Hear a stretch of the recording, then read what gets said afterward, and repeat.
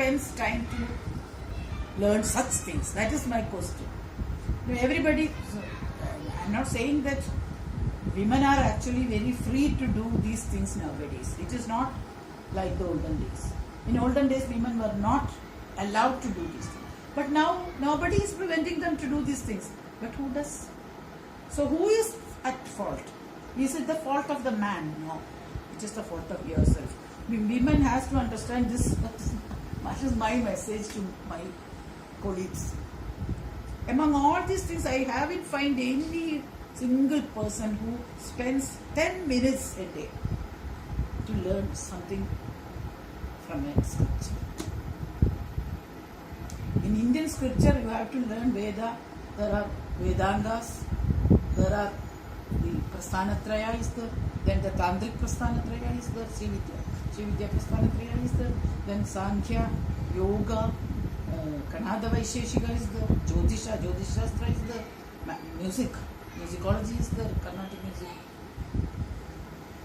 Then there is a vast Vasthusasthra. Who has spent time to learn all these things? Nobody. So that they don't know what these ancient people tried to communicate to you. That also is a problem with our educational system. So I have tried throughout my life to learn all these things. I am not saying that I have learned all the Vedas. I have learned only one Veda, that is Samaveda, because that is music. I learned Samaveda, but all the other things I have learned, all the Vedangas, Shastra, all the Shastras. Among the 4 Vedas, I learned only that. But now I am 71, but I learned this not at the age of 71. I have spent major time, majority of my time was spent on this. Apart from the time which I spent in my medical profession, that is from 9 to 4, that is our medical profession there in government medical college. Apart from that, the time I spent was only on this. You can spend like that time.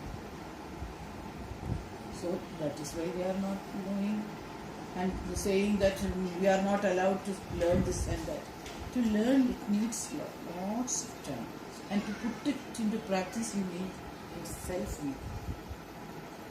Without a willpower, a consciousness within you, speaking to you. I have to put this into practice, not just learning, writing down, reading books, but you have to put that into practice. So putting that into practice is very important. In 76, I think, 1976, I had this problem because I had just entered my profession. 4 years after my profession, I had this problem. How to put this into practice, because the entire world is going in the other way. I am going in this way. So what am I to do? All my colleagues, everybody is having different attitude towards life. So my husband said, there is one person who will give you an answer. He brought a book, Message of the Upanishads by Swami Ranganathananda. I haven't met him, but my husband had met. So he brought that book to me and I read it. I said I want to meet this person. And I came and I met him and I had a very good discussion. Seconds he told me how to do that. 6 questions I asked, he gave the correct answers. I was so impressed because I haven't seen any other Swami who gives that. The question which the person asks should go direct into the Guru, and that Guru should immediately understand the personality of the Shishya and give the correct answers. He gave to me. And after that, already I had a social sense because my father, my mother, everybody are having a very good social sense. They were all social workers. But still, in a medical field, how to put this into practice was my problem. He gave me the correct answers, and after that, I have never looked back. So, the Guru comes at the proper time when you have a doubt. At that time, 76 means years, no? 40 years. 38. 40 years, no? 41 years. 41 years back. It's no more now. He was in Hyderabad Ashram. And in the 90s and all, he was in the Hyderabad Ashram. But after that, he passed away. very their person. He passed away. He actually was the Shishya of Swami Sivananda. You know, Vivekananda's disciple is Swami Sivananda. He was a doctor, Swami Sivananda. Swami Sivananda's disciple, Swami Ranganathananda. So it's a direct line of SreeRamakrishna Vivekananda, is Ranganathananda Swami. So he gave me that social, how to go that way, even in this world where, in a samsaric world where a professional rivalry exists, professionally everybody is having a commercial outlook. In that field, how to show your mettle, your social service, how to do that. He gave me that. I can't forget such people, in life. Always they will be there.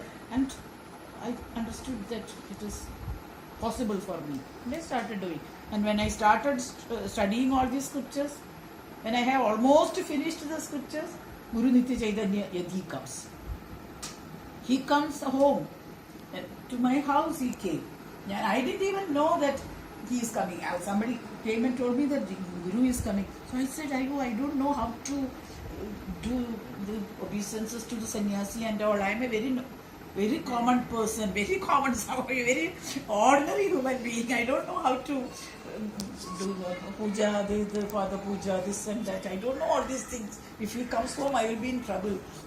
So he said, the boy said, Mohan said, no madam, Yathi is not like that. He is just like a friend. He will come, he will talk to you. He is saying that he must see you. He has read all your works in different periodicals. He has seen your works. He has read all those things. He said he is adamant that he should visit you. He said a date on for the breakfast. He will come. Okay. And then, okay, I was really afraid because when this was first time in my. I was at that time. I was living in the medical college quarters, government quarters. It's a very small hut-like thing. Government quarters and C quarters. Later on, I moved to A. But at that time I was in C. So very small quarters.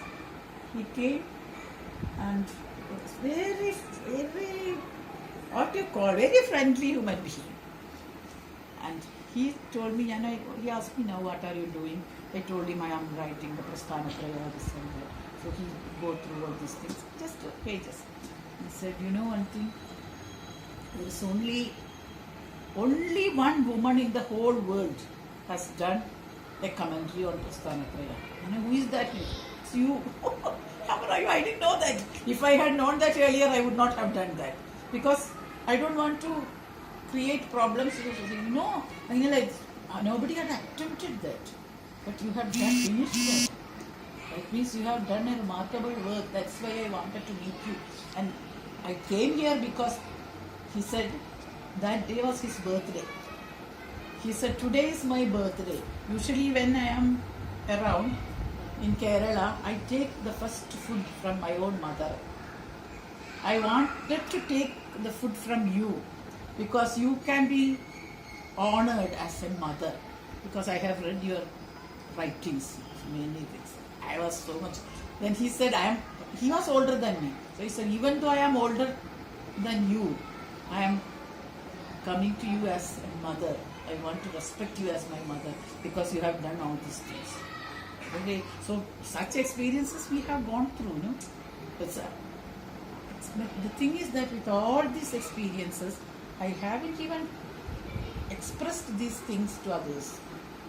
That has become, I just kept quiet. Because, I was afraid that I have done these things. So, when only the book comes out, people know that, no? When you are doing the thing, only such people have to know it. When it comes out, people know. When you are within you, when you are doing the inner analysis, inner thinking, at that time these people have come. Well, just to give a confidence to you.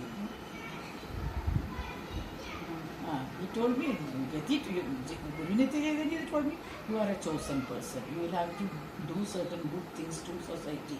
That is why you are able to do these things. I think he was giving me a sort of go on with your work. Continue that message he was giving. Yeah, I don't know how many years will be there to finish off this. Hello, what do you think? The cycle has gone a full circle.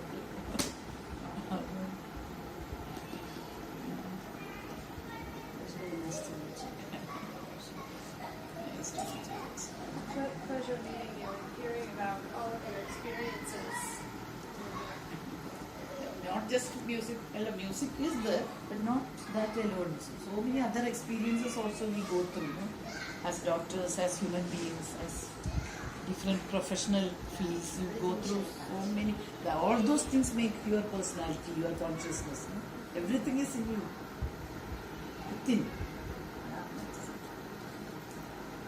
Your Atma is actually a sort of light which emanates all this type of experiences, all this knowledge to outside world. So the music world, what the music world know of me may not be the astrology world knowing about me.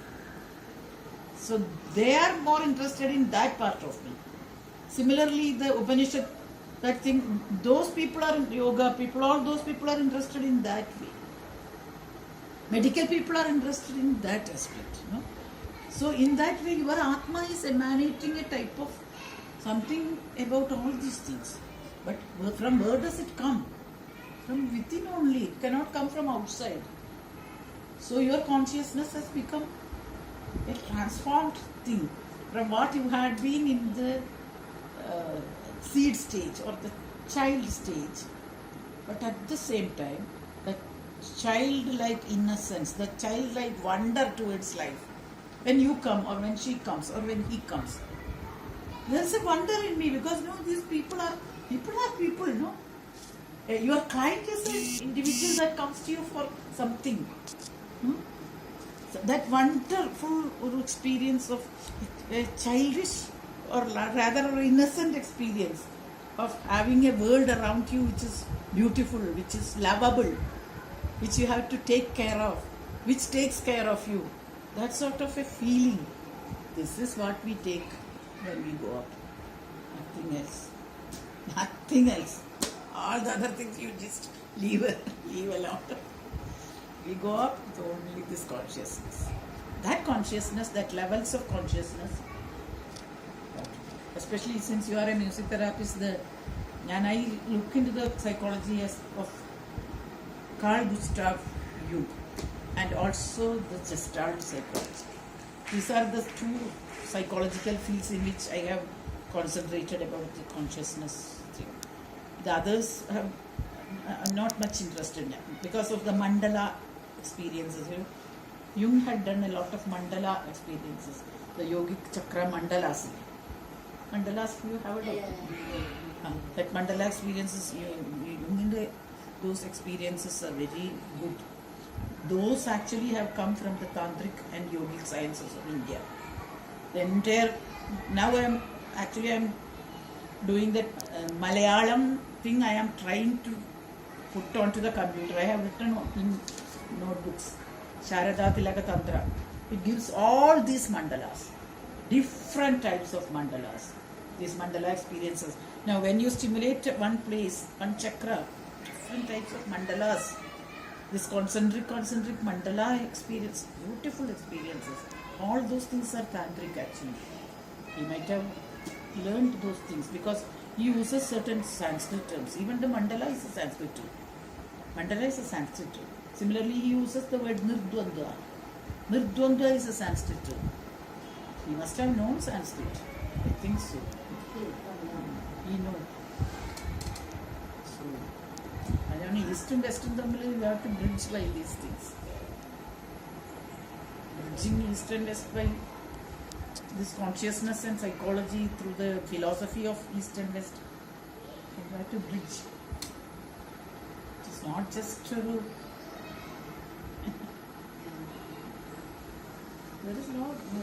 there should not be any gap. Everybody alike. The cosmic thing is, that is the great value of wonder is this cosmic structure. Are you uniform? You call it collective consciousness. collective consciousness of the animals that are all. The Gayatri mantra creates a specific mandala. That mandala is important for the astronomy people, astronomy science. That mandala is seen when you think about or you meditate on the Gayatri mantra, you actually visualize that. I had a childhood experience. From the very small kid, I used to see this mandala, Gayatri mandala. But I didn't know at that time that it is Gayatri mandala. I didn't know. And when I see these colorful mandalas, beautiful mandalas, and I speak about that, I saw this and that. As a visual, so these auditory and listening experiences come out as visions only, when you speak about that as visions. So my parents thought that I am having some anemia or something like that, because one of the medical doctors said that like seeing these things is because of anemia and all. So they tried to treat me.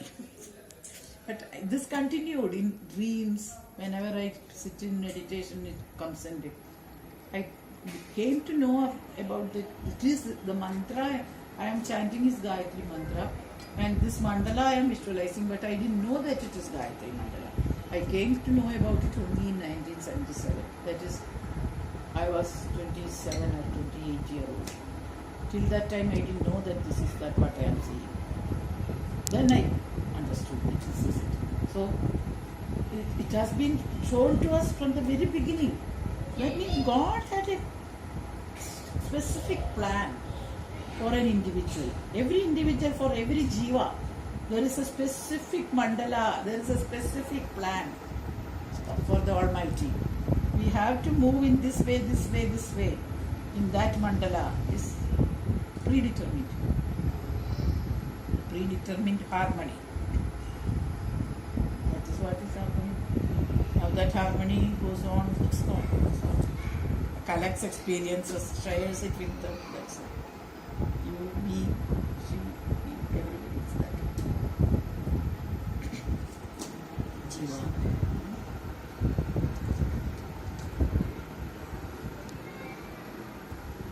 In Amrita, I used to get, when I was sitting in Amrita, people like you used to come here and speak for some time, and actually I feel like the same experience. Because it was a almost regular feature. Somebody who comes to Chicago, they will hear about me and come and talk to me in my room. I have a similar ambience when you came here. The Amrita atmosphere. I wanted to hear from you.